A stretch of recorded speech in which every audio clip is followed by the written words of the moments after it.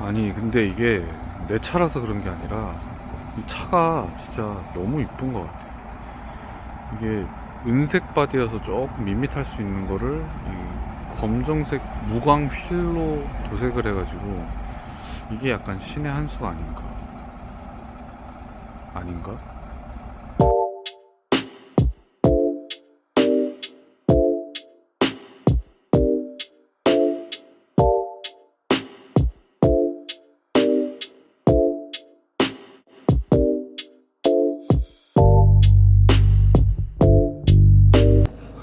안녕하세요, 잠탱입니다. 갑작스럽게 영상을 좀 키게 됐는데요. 지금 이곳은 김해 쪽에 있는, 부산 바로 위에 있는 김해 금관 가야 주유소가 아니라 휴게소? 지금 휴게소인데요. 제가 일이 있어가지고 부산에 왔다가 이제 서울로 올라가는 길인데, 제가 타고 있는 이 520D 근황도 좀 알릴 겸, 그리고 연비 테스트도 한번 해볼 겸 이렇게 영상을 키게 됐습니다. 전 지금 휴게소에서 주유를 다 가득 넣었고요.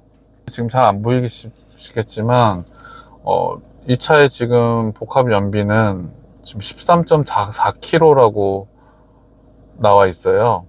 리터당 13.4kg라고 나와 있는데, 이건 제가 리셋을 안 한 지 꽤 오래됐는데, 저는 뭐 주로 장거리보다는 단거리 위주로 뛰다 보니까 뭐 이 정도로 설정이 돼 있네요. 근데 고속도로에선 확실히 연비가 좋겠죠. 그래서 제가 여기서 지금 요거를 세팅을 초기화로 돌린 다음에 이제 실제로 지금 이곳에서 서울까지 한 350km 정도 되거든요. 그렇게 쭉 가는 동안, 지금 야간이라 차도 안 막혀요. 리터당 한 연비가 몇 킬로 정도까지 찍히는지 한번 테스트를 해볼 겁니다. 출발하기에 앞서 지금 주유를 가득한 상태에서 지금 운행 가는 키로수는 여기 보시면 안 보이시겠지만 1320km라고 돼 있습니다. 근데 지금 고속도로를 좀 탄 상태라서 좀 이렇긴 한데, 고속도로에서는 이렇게 가득 주유하면 한 1200km 정도 갈 수 있다라고 뜨고요. 보통 평상시에 이제 시내 주행 위주로 하셨다면 가득 주유했을 때 한 900km 정도 주행 가는 거리, 이 정도 아마 뜰 겁니다. 지금 저는 장거리를 지금 계속 서울에서 부산 내려오면서 이미 장거리를 뛰었기 때문에 가득 넣었더니 이렇게 1300km 가까이 뜨는데, 이건 솔직히 오바고요. 아무튼 이만큼 연비가 좋고 길게 탈 수 있는데, 실제로 한번 테스트를 해볼 거고요. 이걸 먼저 리셋을 한번 해볼게요. 네, 여기 지금 리셋 했고요. 이제부터 여기서 서울까지 요 연비가 어느 정도 나오는지, 그리고 이제 가면서 이제 제 차의 근황과 뭐 이런저런 얘기를 한번 해볼 겁니다. 그러면 같이 한번 출발해 보시죠. 일단 지금 이 차량은 2013년식 BMW 520D F바디고요. 지금으로부터 딱 2년 전 2023년 5월 달에 구매를 했습니다. 그리고 지금 현재 이제 막 6월이 됐으니까 이제 딱 2년 정도가 됐는데요. 지금 제가 구매했을 당시의 키로수는 21만 8천 킬로 정도 탔습니다. 그리고 지금 현재 키로수는 보이시진 않겠지만 24만 9천 킬로입니다. 이제 한 3만 1천 킬로 정도 탔네요. 2년 동안. 그러니까 1년에 한 15,000 킬로 정도 탄 거죠. 그러면은 뭐 이게 그냥 적당한 키로수라고 보여지는데요. 저는 이걸로 뭐 이렇게 부산이나 이런 데도 한 번씩 왔다 갔다 하기도 하고, 뭐 주로 이제 시내 위주로 탔는데요. 2년 동안 타면서 뭐 느꼈던 점이나 뭐 그런 에피소드 같은 거를 그냥 짧게 한번 좀 말씀드려 보겠습니다. 일단 이 차를 처음 구매했을 때 저는 걱정이 굉장히 많았어요. 사실 걱정을 안 할 수는 없죠. 그래도 20만 킬로가 넘은 10년 된 수입 중고차를 그냥 구매하는데 그거를 싸다고 그냥 사면은 수리비나 이런 거 걱정이 되잖아요. 저도 걱정을 어느 정도는 했지만 그래도 그때 당시에 약간 그 닥신님에 대한 믿음도 조금 있었고 해가지고 1인 신조에 이제 뼈다고 안 먹은 이 중고차를 구매해서 잘 탔는데요. 그동안 이제 차에 뭔가 이상이 있어서 고장이 나가지고 수리한 거는 뭐 한 100만 원 정도? 100에서 한 150만 원 정도 들었던 것 같고요. 그 외에 이제 뭐 엔진 오일류나 그런 뭐 브레이크 패드나 그런 것들 소모품 교환하는 것들도 한 100만 원 정도 지금까지 들었던 것 같습니다. 2년 동안. 그러면 2년 동안 총 수리나 정비 비용이 대충 한 250만 원 정도 들어갔는데요. 다행히 뭐 엔진이나 미션이나 그런 쪽에 큰 이상이나 그런 게 없어가지고 그래도 다행히 지금까지 잘 타고 있습니다. 어딘가에 뭐 고장이 나가지고 그걸 좀 수리하고 뭐 소모품 교환하고 그런 거를 좀 컨텐츠로 좀 만들어 보고 싶긴 한데 고장이 안 나더라고요, 차가. 이 차의 그래서 첫 번째 장점이라고 하면 그걸 좀 말씀드리고 싶어요. 뭐 수입차 수리비 폭탄이다, 뭐 케바케이긴 한데 그것도 어느 정도 일리는 있다고 생각합니다. 하지만 대체적으로 이 520D F바디 차량은 완성도가 굉장히 높다. 그래서 잔고장이 생각보다 많이 없다 라고 저는 생각해요. 제가 그렇게 겪었고 그래서 저는 그렇게 느낍니다. 물론 이 차를 구매하시고 나서 잔고장을 뭐 좀 겪으셨던 분들도 계시겠지만 저는 잔고장을 겪어보지 못했습니다. 그래서 그게 저한테는 굉장히 큰 장점이라고 느껴지고요. 그리고 두 번째, 이 차가 생각보다 소음 진동이 심하지 않습니다. 디젤인데도 불구하고 지금 보시기엔 들리시기엔 어떻게 들리실지 모르겠지만 지금 주행 중에 생각보다 이런 풍절음이나 이런 노면의 이런 소음이나 이런 게 많이 안 올라와요. 생각보다 굉장히 좀 정숙한 편입니다. 물론 디젤이기 때문에 정차했을 때 그리고 서행할 때는 소음 진동이 조금은 있거든요. 그리고 특히 실내나 지하 같은 곳에서는 이 디젤의 소음이 조금 확실히 심하기는 합니다. 하지만 주행 중에는 이게 좀 디젤 차라는 거를 좀 느끼기 힘들 정도로 굉장히 좀 정숙한 편이라고 저는 그렇게 느끼고요. 그리고 이 차가 생각보다 잡소리가 별로 없습니다. 뭐 물론 아니라고 하실 분들도 계실지 모르겠지만 이 차가 생각보다 뭐 하체나 이런 뭐 찌그덕대는 소리나 실내 그런 잡소리가 생각보다 별로 없어요. 2년 동안 타면서 느꼈던 거니까 뭐 어느 정도 좀 신빙성이 좀 있다라고 생각이 되고요. 그리고 이 차의 가장 큰 장점이라고 하면 뭐니 해도 연비겠죠. 서울 도착했을 때 몇 킬로가 찍히는지 최종적으로 제가 확인을 해 볼 겁니다. 이 차가 연비가 워낙 좋다 보니까 기름값이 진짜 제가 1년에 종합적으로 1년에 한 15,000km 정도를 타는데 한 달에 주유비가 20만 원이 안 되는 것 같아요. 평균적으로 봤을 때 한 15만 원? 진짜 많이 넣으면 한 20만 원? 요 정도 넣는 것 같고요. 한 15만 원이면 충분한 것 같기도 합니다. 제가 느끼기에는 그래요.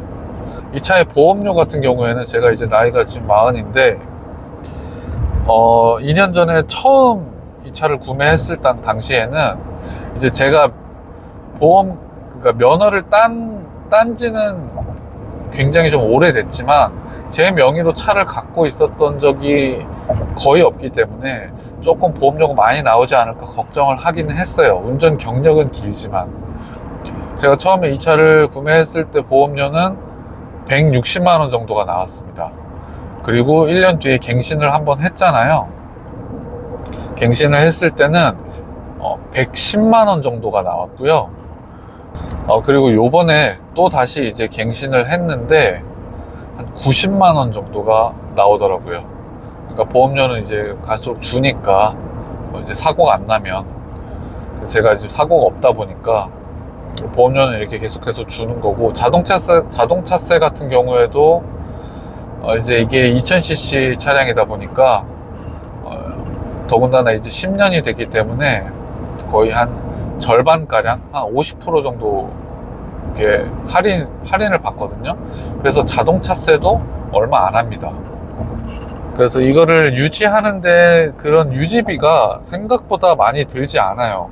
차가 이제 감사하게도 차가 고장이 안 났기 때문에 뭐 이렇게 유지비가 많이 안 나간 거긴 한데, 그래서 수입차 치고도 유지비가 생각보다 얼마 안 된다. 그래서 뭐 그런 장점이 있다.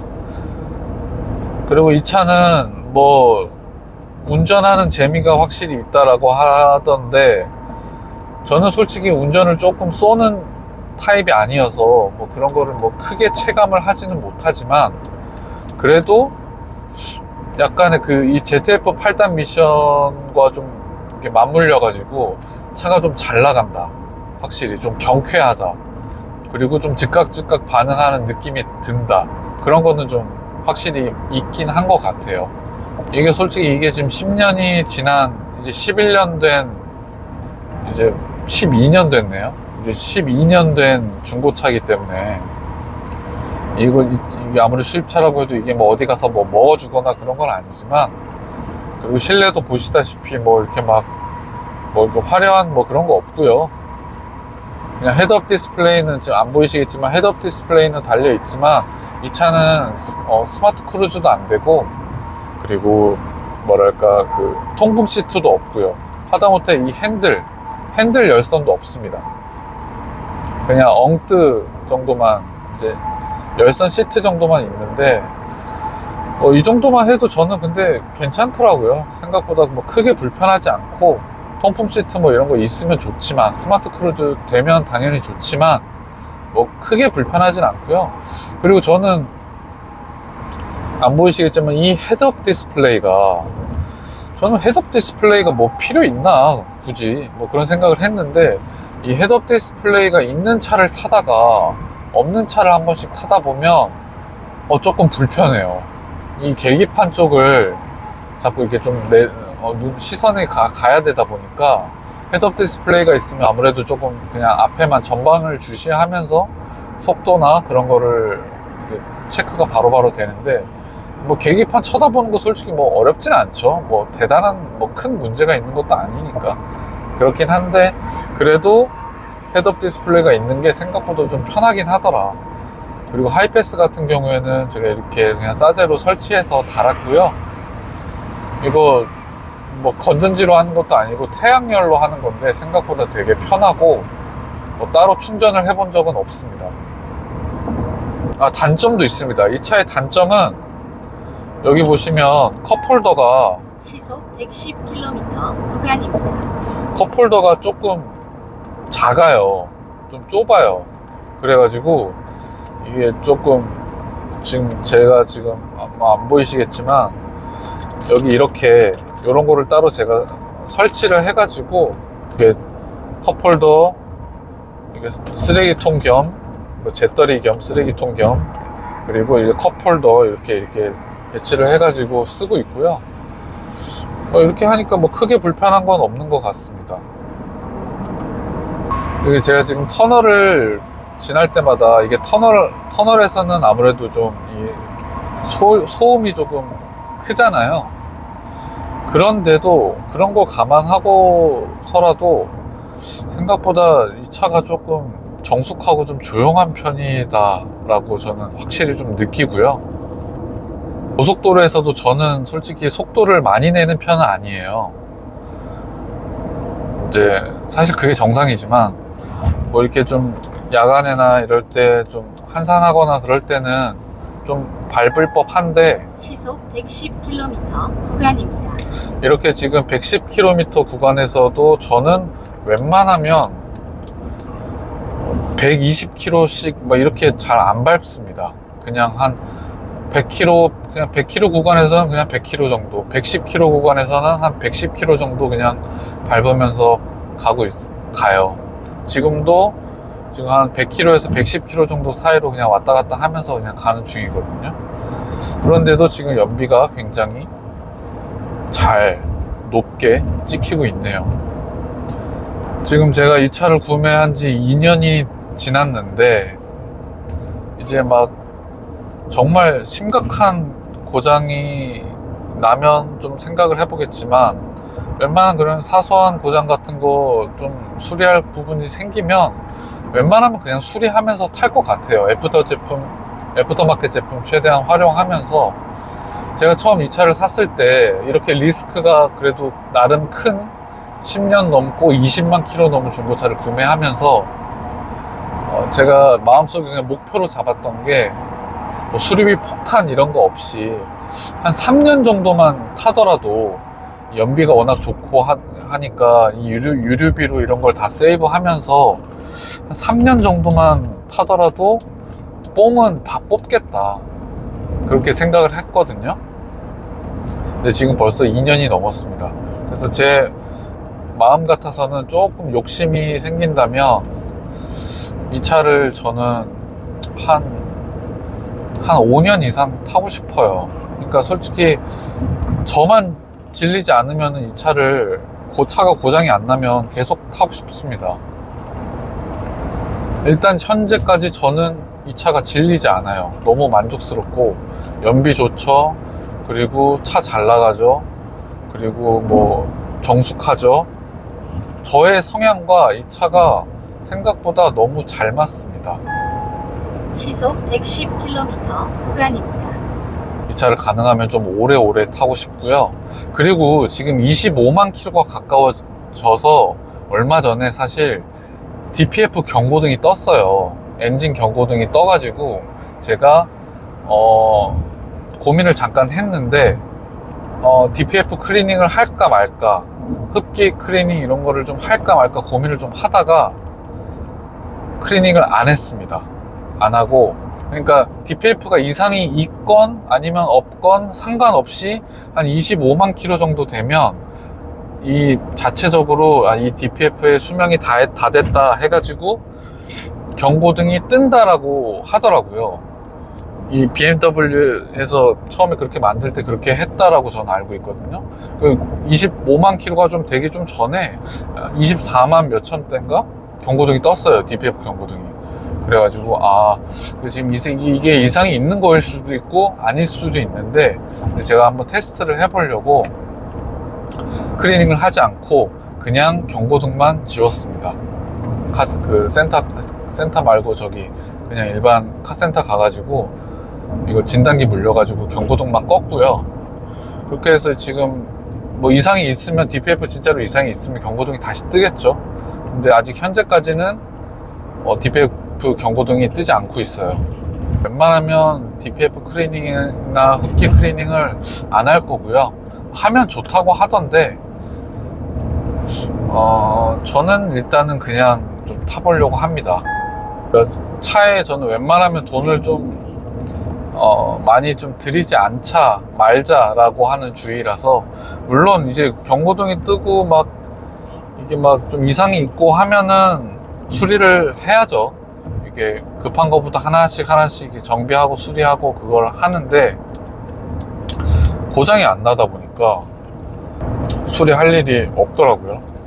저는 그냥 소모품만, 그러니까 엔진 오일만 지금 계속 갈면서 타고 있어요. 지금 이 차 구매하고 나서 엔진 오일을 총 지금 한 3번 정도 교환한 것 같은데, 이제 한 10,000km마다 한 번씩 그냥 엔진 오일 교환하고, 뭐 이제 에어컨 필터나 아니면 흡기 필터 같은 거 한 번씩 교환하고 지금 그렇게 하고 있고요.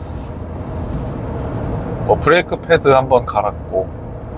그래서 저도 사실 제 차로 뭔가 좀 컨텐츠도 좀 만들어 보고 싶고 컨텐츠를 찍어 보고 싶고 한데, 이 차가 고장이 안 나가지고 컨텐츠가 별로 없어요. 그리고 이제 지금 실내 조명 같은 경우에 이 BMW는 야간에 보시면 이렇게 주황불이잖아요. 전체적으로 주황색의 이런 조명인데 저는 처음에 이게 굉장히 좀 촌스럽다고 생각했었거든요. 아무래도 조금 막 뭐 이게 주간에는 이제 계기판이나 이런 게 흰색이지만 조명이 야간에는 이렇게 주황색이잖아요. 야, 이거 너무 이게 안 이쁘다, 별로다 이렇게 생각을 했었는데 이거에 좀 익숙해지다 보니까 이 주황색이 생각보다 되게 좀 이쁘더라고요. 제가 아직 이 520D의 콩깍지가 안 벗겨져서 그런 건지 모르겠는데 이 차가 저는 2년이나 탔는데도 확실히 좀 질리지 않아요. 이게 너무 좋은 얘기만 하다 보니까 지금 이 차를 520D F바디를 혹시 구매하시려고 하시는 분이 계시다면 저는 너무 좋은 쪽으로만 얘기를 해서 뭐 장점은 이런 걸 참고하시면 될 것 같고, 물론 이 차의 단점이나 고질병 같은 것도 있습니다. 아마 이제 다른 유튜브나 이런 영상들 보시다 보면 이제 샀다가 이게 어차피 중고차도 결국에는 뽑기잖아요. 그렇기 때문에 무조건 사셔도 돼요. 뭐 이거 차 수리비 폭탄 그런 거 없어요. 이런 말을 하기는 좀 조심스럽고, 저는 운이 좋게도 감사하게도 뭐 이렇게 큰 이상이 없는 차를 뽑아와서 시속 110km 구간입니다. 이렇게 잘 타고는 있지만 아니 정확하게 얘기하면 저도 뽑기 운이 엄청 좋았던 건 아니에요. 이 차도 문제가 있었습니다. 제가 고장이 나서 수리했던 부분이 있다라고 말씀드렸었잖아요. 저는 이 차를 구매하고 나서 한 6개월 정도 탔을 때 아마 아는 분들은 아시겠지만 제 디퍼런셜 요크가, 그것도 이 차의 고질병 중 하나거든요. 디퍼런셜 요크가 그 마모돼 가지고 요크가 나갔어요. 그래가지고 이 차가 중간에 섰습니다. 운행이 안 됐어요. 그래서 저는 미션이 뭔가 나간 줄 알고 와 진짜 가슴이 철컥 내려앉았었는데, 이게 그때 당시에 이제 차를 이제 그 레카에 실어가지고 정비소로 가서 이렇게 해보니까 요크가 나간 거더라고요. 그래서 다행히 그 요크만 교환을 해서 지금 잘 타고 있고요. 그때 당시에 그 요크만 교환하는 게 비용이 90만 원 정도가 들었고요. 근데 지금 정확하게 말씀드리자면 이 디퍼런셜 기어, 그 디퍼런셜 기어의 한 부분이 그 요크라는 부분인데, 사실 이 요크라는 부품을 따로 팔지 않는다고 하더라고요. 그 디퍼런셜 기어 전체를 통으로 갈아야 되는데, 이 디퍼런셜 기어가 이게 좀 오래되기도 했고 차가 연식이 이제 그 신품이 없고 뭐 중고품이나 뭐 그런 거를 구해가지고 이제 교체를 해야 된다라고 하는데, 그 중고 디퍼런셜 기어도 중고품도 꽤 비쌌습니다. 제가 그때 듣기로 한 200 정도 했던 것 같아요. 꽤 비쌌어요. 그런데 다행히 그때 당시에 이제 우리나라 업체가 이 요크가 워낙 이 요크 부분이 가장 큰 문제니까 이 요크 부품만 따로 제작을 하는 분들이 계시더라고요.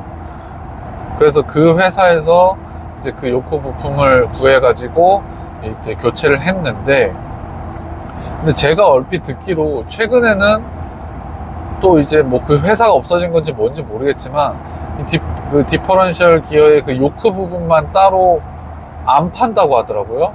안 만든다고 하더라고요. 그래가지고 지금 만약에 이제 이 요크가 만약에 나간다고 하면 그럼 수리비가 좀 많이 들 거라서, 아직 이제 디퍼런셜 기어가 고장이 안 나신 분들은 그것도 한번 좀 알아보시고 참고를 좀 잘 하셔야 될 것 같습니다. 저는 다행히 요크를 한번 교환을 해가지고 아직까지 잘 타고 있는데, 물론 앞으로도 또 요크가 또 다시 뭐 말썽을 일으킬 수도 있겠죠. 일단 현재까지는 뭐 그래도 교환하고 나서 잘 타고 있으니까요. 그러니까 이제 저 같은 경우에는 그런 요크 교환하는데도 90만원, 한 돈 100만원 정도 비용이 지불 나갔고, 그리고 이것도 조금 놀랐던 부분이 하나 있었는데, 이 차 제가 구매했을 때, 구매하자마자 이 차가 이거 스탑앤고 기능이 있는데요, 스탑앤고 기능이 안 되더라고요. 안 되는 게 아니라 정확하게 얘기하면 이제 이 그 미션 쪽에, 기어 쪽에 어떤 부품이 하나가 고장이 나서 이상이 있어가지고 그것 때문에 스탑앤고 기능에 조금 문제가 있었어요.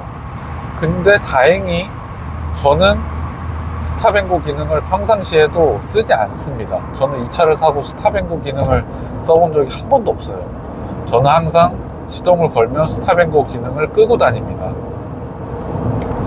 그래서 저는 그거에 대한 그게 그렇게 큰 문제로 와닿지는 않았어요. 근데 만약에 수리비가 얼마 안 들면 그냥 이것도 그냥 수리를 할까 생각했거든요. 그 센터에 알아보니까 이게 부품이 대단한 부품이 아닌데, 이 기어 밑에 작은 부품인데, 이 부품 하나 교환하는데, 물론 거기는 이제 정식 센터였으니까 그렇게 얘기를 하겠지만, 이 부품 하나 교환하는데 300만 원이라고 하더라고요. 그래서 이건 말도 안 된다. 그냥 스탑앤고 기능 전 안 쓰니까 이거 그러면 교체 안 해도 되지 않나요? 그랬더니 그러면 안 하셔도 상관없어요. 그냥 차에 큰 문제가 있는 거 아니에요 라고 하더라고요. 그래가지고 지금까지 그냥 그런 교체 없이 이렇게 잘 타고 있고요. 여차저차 해서 좀 영상이 좀 길어지고 말이 좀 제가 조리 있게 잘 못했는데, 이 차가 이 가성비 수입 중고차로 구매하시기에 이 차가 저는 진짜 나쁘지 않다, 좋다라고 생각을 해요. 저 서울 도착했고요. 지금 현재 시간은 새벽 2시 28분이고 지금 주행 가는 키로수가 1188입니다. 근데 좀 이상한 게, 아까 출발하기 전에 그 김해 무슨 휴게소에서 가득 주유하고 나서 이제 한 1300km 정도 됐는데, 그러고 제가 이제 350km를 달려왔거든요. 그런데 아직 주행 가는 거리가 1188km라고 떠 있습니다. 이게 아마 고속도로 기준일 거고, 이제 앞으로 이제 며칠 동안 시내 주행 몇 번 하다 보면 쭉쭉 떨어질 거고요. 지금 현재 연비는 22.7km, 22.7L 이렇게 찍혔네요. 중간에 좀 빨리 오고 싶어가지고 휴게소도 거의 안 들리고 그냥 와가지고 지금 굉장히 피곤한데, 영상은 이렇게 마무리하면 될 것 같고요. 지금 제 차의 현재 키로수는 249,853km입니다. 25만 km가 이제 거의 다 왔네요. 앞으로 이제 1년 뒤, 2년 뒤에도 이렇게 520D 근황 영상을 올릴 수 있었으면 좋겠습니다. 520D F바디 차량을 지금 구매를 염두에 두고 계신 분들, 520D는 가성비가 좋습니다. 물론 리스크는 있지만 가성비가 좋은 차라는 거는 부정할 수 없고요. 뽑기 잘 하셔가지고 좋은 중고차를 구매하셨으면 좋겠습니다. 오늘 영상은 여기까지 할게요. 다음번에 또 다른 영상으로 찾아뵙겠습니다. 가능하시면 구독이랑 좋아요 눌러주시면 너무 감사할 것 같습니다. 고맙습니다.